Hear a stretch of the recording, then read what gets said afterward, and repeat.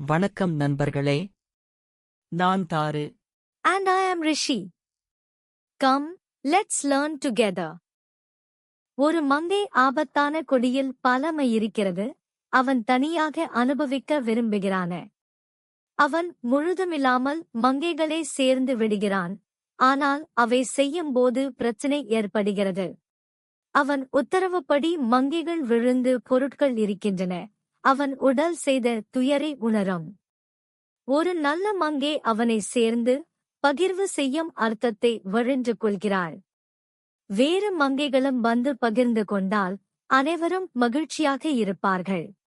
அவன் பணியாக மகிழ்ந்து சொல்கிறான், பகிர்வு என்றால் இது போன்ற மகிழ்ச்சி.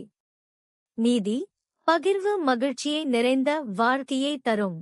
Moral: sharing brings more joy than hoarding. நன்றி நண்பர்களே. நன்றாக கற்றீர்கள். Please subscribe and see you again. Bye bye.